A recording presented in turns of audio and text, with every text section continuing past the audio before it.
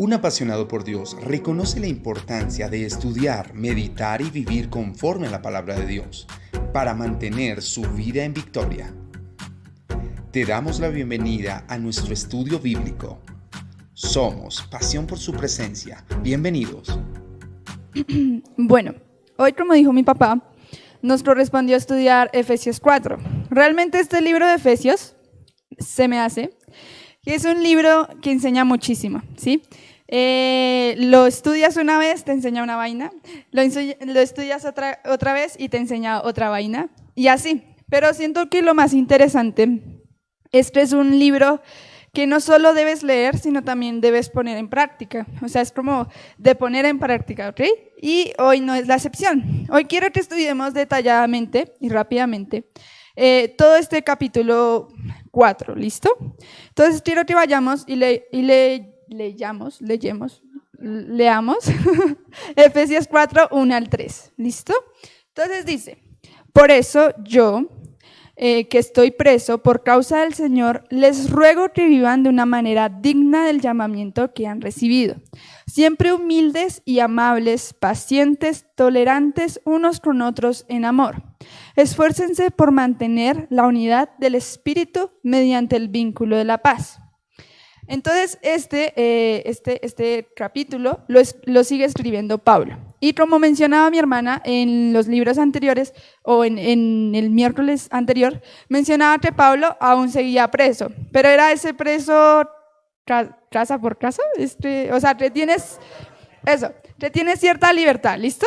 Entonces, Pablo aquí no dice como, bueno, iglesia de Éfeso, sean obedientes y yo les mando a que hagan tal cosa, sino por el contrario, Pablo aquí les está rogando a la iglesia que sigan su consejo. ¿Por qué? Porque Pablo era un hombre que entendía la posición que tenemos en Cristo. Pablo entendía que si la iglesia entendía la iglesia de Éfeso iba a poder subir un nivel más allá, ¿sí? O sea, poder crecer un poco más allá. Ahora, dice que vivan de manera digna del llamamiento que han recibido. Quiero que me acompañen a Colosenses 1, del 10 al 12. En este pasaje lo escribe Pablo y nos enseña cómo vivir una manera digna, para el Señor. ¿Listo? Y pues el Señor es el que nos da el llamado. Entonces, pues por eso lo uno con este pasaje. Y dice: para que vivan de una manera digna del Señor, agradándole en todo. Esto implica dar frutos en toda buena obra, crecer en el conocimiento de Dios y ser fortalecidos en todo sentido con su glorioso poder. Así perseverarán con paciencia en toda situación y con mucha alegría. Darán gracias al Padre y Él los ha facultado para participar de la herencia de los creyentes en el reino de la luz. Aquí nos habla de la manera de vivir dignamente para el Señor y quiero tocar 5 puntos de cómo hacerlo. La primera manera es agradando a Dios en todo tiempo, en todo lo que tú hagas, cuando vayas al estudio, cuando vayas a tu trabajo, cuando estés con tu familia, siempre de nuestra parte debemos buscar agradar a Dios, ¿listo? El otro es dar frutos en toda buena obra.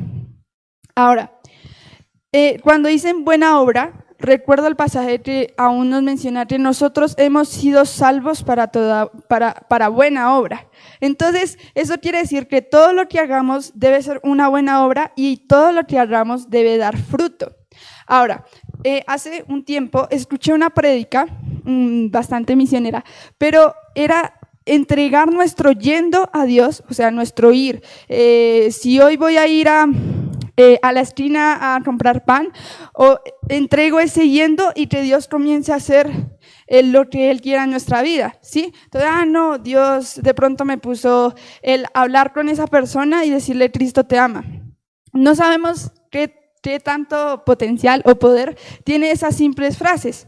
Y por eso voy al otro punto, que es crecer en conocer a Dios. yo no puedo hacer buenas obras. De hecho, hay un pasaje de la Biblia que menciona que Dios ha puesto buenas obras de antemano. Y yo no puedo conocer esas buenas obras si no conozco el corazón de Dios. Por eso siempre debemos buscar alinear nuestro corazón para poder cumplir ese llamado y para vivir dignamente para el Señor. Ahora, Pablo conoce que estas tres cosas no es fácil, ¿sí? Realmente estas tres cosas va en contra de lo que el mundo nos enseña, ¿sí? Porque el mundo te enseña todo lo que hagas, hágalo para usted. Agradece usted mismo, pero realmente es todo lo contrario. Por eso aún Pablo es consciente y dice, aún oro, algo así decía en otra versión, decía como yo oro para que ustedes tengan fuerza y puedan mantenerse firmes en Dios. Y por último, sean alegres en lo que hagan y siempre tengan gratitud, ¿sí? Y el hecho de tener gratitud por lo que hagan es porque entendemos que lo que hacemos es por gracia, ¿sí? No es porque nosotros seamos mejores que los demás. Si vamos a predicar, es entender que lo hacemos por gracia, es por su misericordia que aún hoy yo me encuentro aquí predicando la palabra, ¿sí? Entonces, si seguimos leyendo, otra vez regresémonos rápidamente a Efesios 2, dice que siempre humildes y amables, pacientes, tolerantes los unos con otros en amor. Ahora, voy a dar un significado de humildad, paciencia, amabilidad, porque muchas veces sabemos qué es, pero es muy difícil describirlo, ¿sí? Entonces, la humildad me encontraba con un significado bastante interesante, y es, la verdadera humildad no es pensar menos de uno mismo. O sea, no te creas un gusanito, no.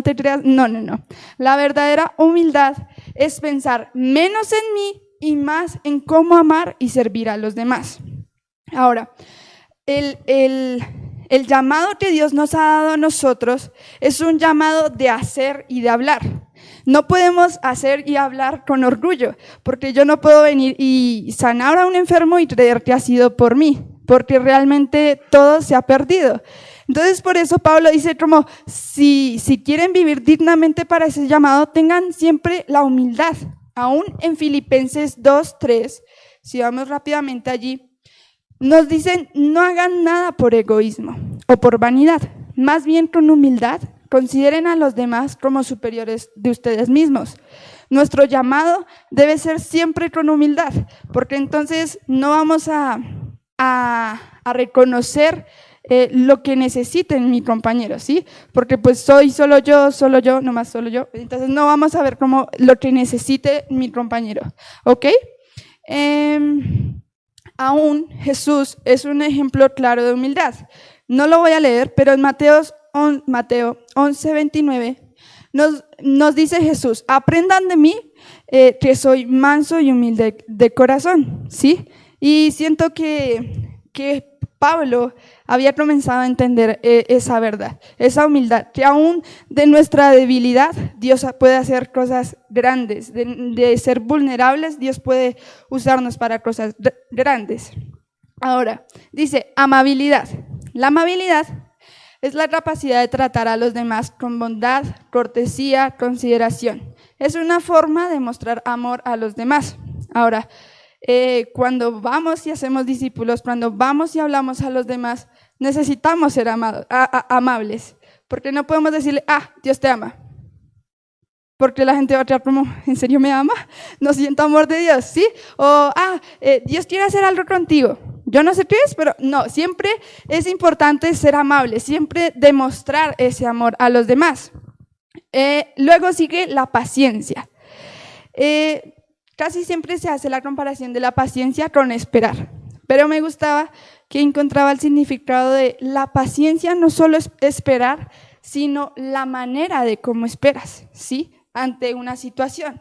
Como cristianos hay muchas situaciones adversas que vienen a nuestra vida, por ejemplo, una necesidad, una enfermedad, pero aún es como esperamos y tenemos esa actitud de tener fe de que Dios va a sanar nuestra vida, de que Dios va a proveer. Esa es la paciencia que aún puedo ver que Pablo hablaba. Ahora, sigue diciendo que tolérense unos con otros. Me gustó mucho más como decía la Nueva Traducción Viviente, ya que decía, toleren las faltas por amor.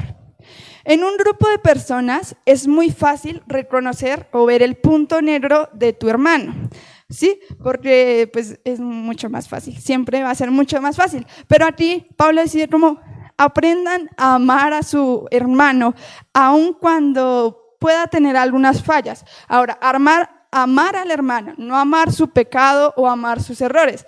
Amar al hermano y aún tener paciencia de entender que él también está en un proceso. ¿Listo? Eso es. Ahora, Pablo entendía que una iglesia no puede ser unida en sus propias fuerzas, ¿sí? Porque es muy difícil, por lo mismo que acabo de decir, es muy fácil ver el punto negro. Al contrario, por eso Pablo dice, como esfuércense en mantener la unidad del Espíritu Santo, porque más adelante vamos a ver lo que hace el Espíritu, pero el Espíritu es el que nos da la unidad que necesitamos. Ahora, en Efesios 4, del 4 a 6, hay un trabalenguas, no me interesa, algo parecido. Entonces vamos a leerlo. Hay un solo cuerpo y un solo espíritu, así como también fueron llamados a una sola esperanza. Un solo Señor, una sola fe, un solo bautismo, un solo Dios y Padre de todos, que está sobre todos y por medio de todos, en todos. Pero a cada uno de nosotros se nos ha dado gracia en la medida en que Cristo ha repartido los dones. Ahora, inicia por decir un solo cuerpo. Recordemos que Pablo escribe en 1 Colosenses 1:18 que Cristo es la cabeza y el cuerpo es su iglesia. Entonces nosotros no podemos ser un solo cuerpo si estás en ninguna iglesia. O sea, la iglesia es el cuerpo, es necesario congregarnos, ¿ok? Ahora, un solo espíritu. Se supone que cuando hemos creído en Dios, lo hemos aceptado como nuestro Señor, somos sellados por el Espíritu Santo, el cual nos atrae o nos une como cuerpo, ¿sí? De hecho, en 1 Corintios 12:13, si lo pueden poner para leerlo, es que no lo tengo, dice, todos fuimos bautizados por un solo espíritu para constituir un solo cuerpo, ya sean judíos o gentiles, esclavos o libres, y a todos se nos dio a beber de un mismo espíritu. Entonces, el Espíritu Santo es el que necesitamos para que haya unión en el cuerpo, en la iglesia. ¿Listo? Ahora, hay una sola esperanza. En Tito 2:13, que también lo voy a leer en la pantalla, en Tito 2:13, nos habla de la esperanza que tenemos como cuerpo, mientras aguardamos la bendita esperanza, es decir, la gloriosa venida de nuestro gran Dios y Salvador Jesucristo. Esa debe ser nuestra esperanza como iglesia. Ahora, no podemos ser un cuerpo si tenemos distintos espíritus. Y si aún tú no te puedes conectar con el cuerpo de Cristo, deberías comenzar a preguntarte, ¿qué espíritu tienes que no cuadra con el cuerpo de Cristo? Si no tienes la misma esperanza, ¿en qué cuerpo estás? ¿Tu esperanza es que veas la iglesia llena? Entonces tienes una forma muy distinta de pensar. Y eso va a producir que no seas de suma o no agregues a la iglesia, sino que seas un estorbo. Por eso, aunque ahí menciona un solo Señor, una sola fe, solo quería fijarme en estos 3 puntos, ¿listo? Aunque obviamente lo demás es importante, ¿listo? Aunque seamos uno solo, no quiere decir que haya una uniformidad, no quiere decir que hablemos igual, pensemos igual, vistamos igual. Una uniformidad se ve en un colegio, todos deben pensar igual, todos tienen que tener notas muy buenas, todos están uniformadamente, ¿sí? Y eso es lo que no quiere Dios en una iglesia. Dios, en medio de la diversidad de la iglesia, algunos alegres, otros más serios, otros grandes, pequeños, bueno, etcétera, Dios quiere hacer grandes cosas con eso. Dios nos une y nos lleva a hacer grandes cosas como iglesia, ¿ok? Ahora, en Efesios 4, del 8 al 10, seguimos leyendo. Y dice, por esto, dice, cuando ascendió a lo alto, se llevó consigo a los cautivos y dio dones a los hombres. ¿Qué quiere decir eso?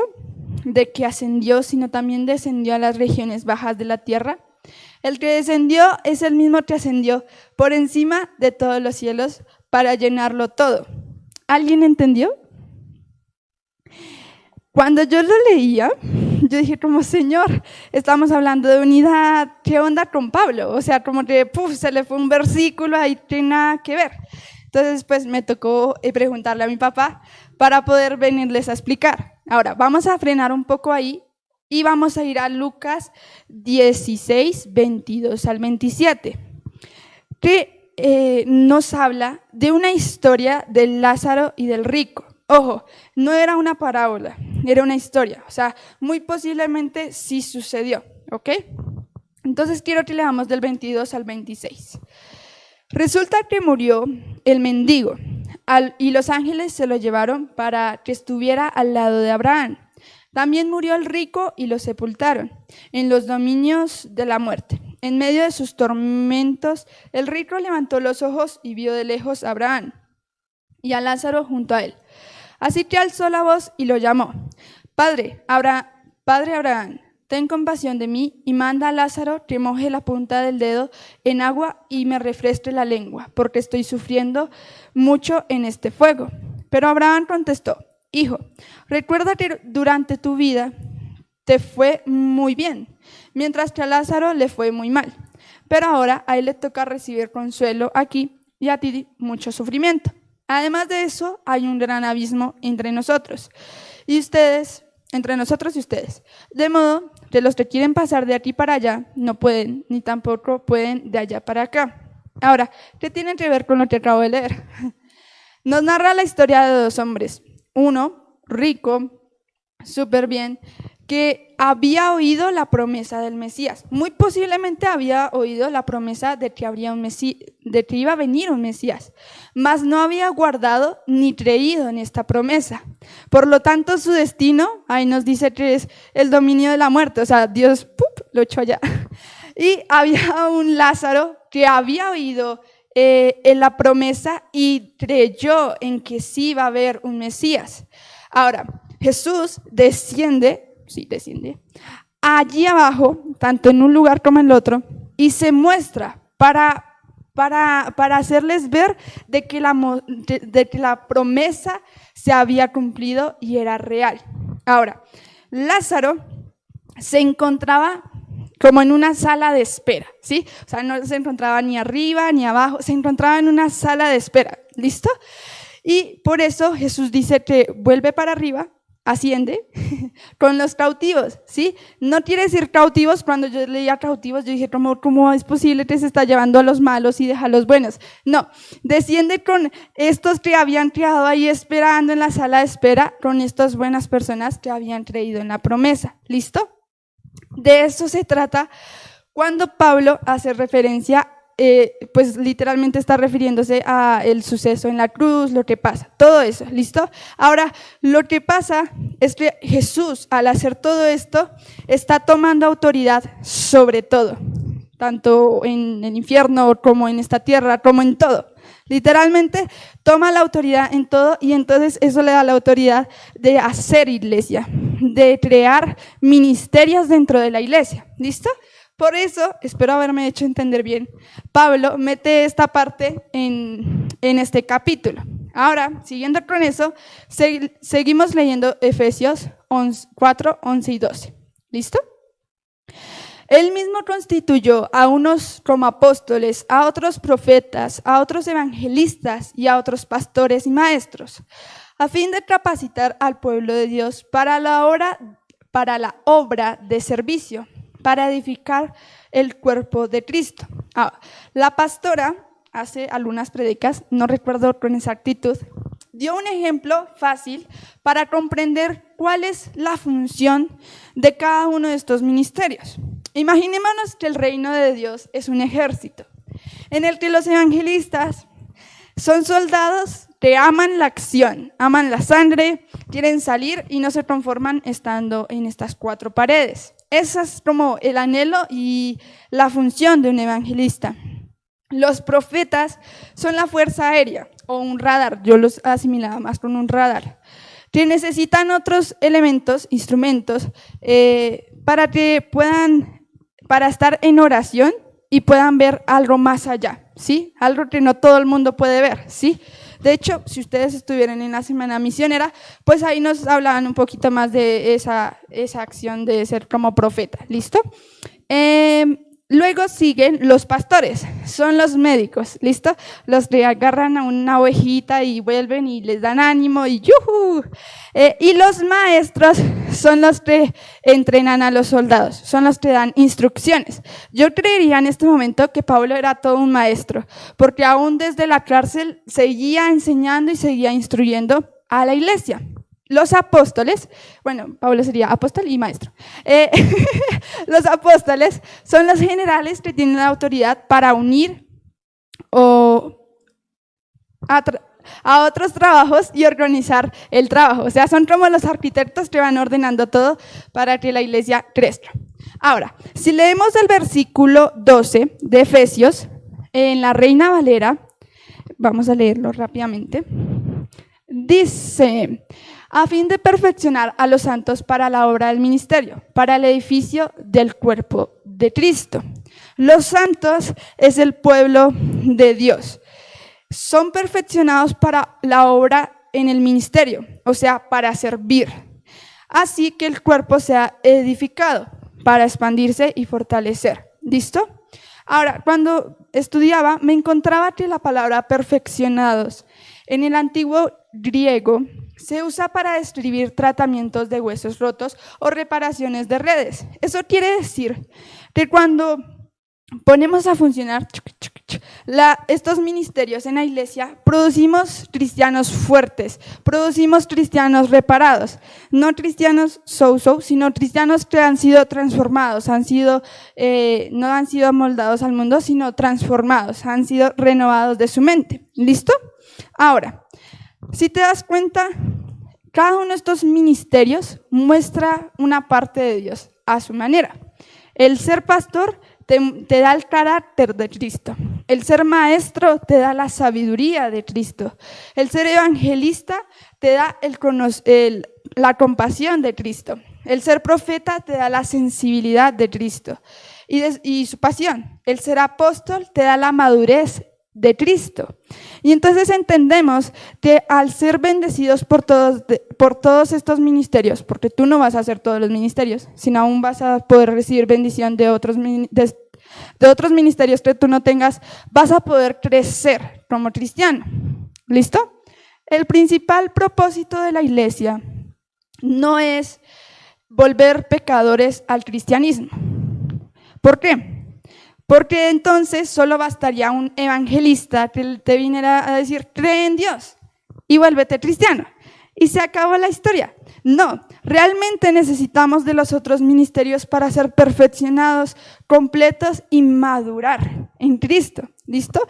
Y ser de edificación para la iglesia. ¿Listo? Efesios 4, del 13 al 16, seguimos leyendo. Dice, de este modo, todos llegaremos a la unidad de la fe y del conocimiento del Hijo de Dios, y a una humanidad perfecta que se conforme a la plena estatura de Cristo. Así ya no seremos niños zarandeados por las olas y llevados de aquí para allá por todo viento de enseñanza y por la astucia y las artimañas de quienes emplean métodos engañosos. Más bien, al vivir la verdad con amor, crecemos hasta ser en todo como aquel que es la cabeza, es decir, Cristo. Por su acción, todo el cuerpo crece y se edifica. En amor, sosteniendo y ajustado por todos los ligamentos, según la actividad de cada miembro. El propósito principal de los ministerios es traer firmeza a la iglesia. Y ojo, porque los ministerios el propósito no es tener un orden estructural o tener una organización dentro de la iglesia, no, porque debemos entender que estos ministerios no fueron creados por un hombre que vio tantos talentos por separados y los quiso unir en la iglesia, no, esto es un diseño divino, un diseño que ha hecho Jesús para aún ver establecida la iglesia y ver cómo crece la iglesia, ¿listo? De hecho, en Efesios 2:24 dice, edificados sobre los fundamentos de los apóstoles y los profetas, siendo Cristo Jesús mismo la piedra angular. Realmente aquí como te confirma lo que acabo de decir, los ministerios son para el crecimiento, ¿listo? ¿Sí me hago entender? Ahora, puede haber mucha unidad entre nosotros y entre ministerios, pero no podemos dejar al lado la cabeza que es Cristo, ¿sí? Por eso al inicio les decía, siempre alineados con el corazón de Dios, porque así entenderemos cuál es la clave perfecta para ver esta iglesia crecer, ¿sí? Así entenderemos cuál es nuestro propósito, ¿sí? ¿Qué debo hacer para apoyar a la iglesia? ¿Listo? Ay, tengo mucho listo, perdón. Me encanta la frase en que encontraba mientras estudiaba, que dice, algunas personas piensan en que la iglesia, en la iglesia como una pirámide, que el pastor está en la cima. Otras personas ven a la iglesia como un autobús en el que el pastor va manejando y los lleva hasta el lugar donde deberían estar. Pero realmente Dios quiere que entiendas que la iglesia es un cuerpo, donde cada uno hace una actividad propia de cada miembro. O sea, tú no puedes ser la ropa del cuerpo, porque esto es una decoración y no va a servir de nada realmente. Tú debes ser parte del cuerpo y cuando lo entiendes que tienes una actividad o tienes algo que hacer en la iglesia, ¿listo? No puedes ser inútilmente y llenar una silla, ¿listo? Ahora, me encanta porque Pablo va cerrando este capítulo con broche de oro. Y quiero que leamos Efesios 17-19, pero sí me toca que todos lean en la pantalla. ¿Por qué? Porque lo voy a leer en la versión del mensaje. Siento que es muy pro. Así que insisto, y Dios me respalda en esto, en que no sigan el mismo rumbo de la multitud, esa multitud vacía y sin sentido. Han rechazado tanto tiempo a Dios que han perdido no solo el contacto con Él, sino también con la realidad misma. Ya no pueden pensar con claridad. Al no sentir vergüenza, se entregan a la obsesión sexual, adictos a todo tipo de perversión. Y es como, qué pro. Pablo no escribía cosas bonitas para ver una iglesia crecer. Pablo, yo siento que era lleno del Espíritu Santo y comenzaba a escribir y toma y pum, pam, pam, y era súper claro. Entonces, y me gusta porque Pablo hace una descripción gráfica de lo que es hoy. Y esa carta fue escrita en los años 60, 62 después de Cristo. O sea, es como, Pablo vio el futuro. Entonces, siento que la mejor descripción de hoy en día. Pero sigamos leyendo. Del 20 al 24. Pero esa no es la vida para ustedes. Ustedes aprendieron a conocer a Cristo. Supongo que han prestado atención a Él, que han sido bien instruidos en la verdad, tal como lo tenemos en Jesús. Así que ya no tenemos la excusa de la ignorancia. Todo lo que está relacionado con ese viejo estilo de vida debe irse. Está podrido por completo. Desháganse de él y luego adopten un estilo de vida completamente nueva, una vida hecha por Dios, una vida renovada desde adentro, que se refleje en su conducta mientras Dios reproduce con precisión su carácter en ustedes. es interesante porque literalmente es entender que la vida que vivimos en el mundo no está hecha para nosotros, pero es muy fácil adaptarnos a ella, ¿sí? Porque es muy fácil, ¿sí? Aunque solo si fuéramos racionales y lógicos, como Dios lo pensaría, entenderíamos que nada de estas cosas nos agrada. Y tiene mucho que ver con lo que el pastor está hablando el domingo, ese pensamiento de reino, ¿sí? No es un pensamiento nada similar al pensamiento de aquí. Y de hecho, cuando mi papá habla del reino, muchos temas son confrontantes, porque no estás listo para pensar de otra manera, porque ya has vivido cierto tiempo de tu vida en este mundo y cuando te dicen, hey, no, las cosas no son así, entonces comienzas a entender que esta vida no está hecha para nosotros y que para poder vivir la vida que Dios te ha dado, debes conocerlo y aprender de él. ¿Listo? El domingo estuve con los adolescentes y hice que se ensuciaran las manos con pintura. Casualmente olía a de todo menos a rico, pero algo así pasaba con lo que Pablo nos habla, de esa vieja vestidura. ¿Por qué? Porque yo les decía a los adolescentes, así como sus manos están llenas de pintura, y aunque hagan cosas lo más lindo posible, sean los mejores en lo que puedan hacer, en sus talentos, si llevan las manos sucias, a lo mejor van a dejar sucio lo que hagan. Si cogen un celular, van a dejar sucio el celular. Si escriben una carta de amor, van a dejar sucia la carta de amor, etcétera, etcétera. Algo así pasa. Si nosotros pretendemos ser parte del cuerpo de Cristo con viejas vestiduras, vamos a ensuciar el cuerpo, ¿sí? Y es entender que cuando tú decides ser parte del cuerpo de Cristo, tus acciones deben comenzar a cambiar. Debes comenzar a olvidar y a dejar a un lado lo que eras antes. Dejar algunas mañas o, cosas de tu vida que a lo mejor no le agradan a Dios. Porque entonces vas a estar ensuciando el cuerpo y no vas a estar apoyando al cuerpo. ¿Listo? ¿Sí me hago entender? Del 25 al 32... sigue diciendo, entonces, lo que esto significa es esto: no más mentiras, no más pretensiones. Díganle la verdad a su prójimo en el cuerpo de Cristo. Estamos todos conectados entre sí. Cuando mienten a los demás, terminan mintiéndose a ustedes mismos. Adelante, enójense. Es bueno que se enojen, pero no usen su enojo como combustibles para el engaño. Y no se queden enojados. No se acuesten con ira. No le den al diablo esa clase de oportunidad en su vida. ¿Solían ganar dinero robando?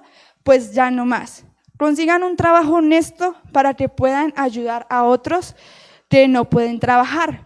Cuídense de la manera en que hablan. Que no salga de su boca ninguna palabra vulgar o sucia. Digan solo lo que ayuda. Cada palabra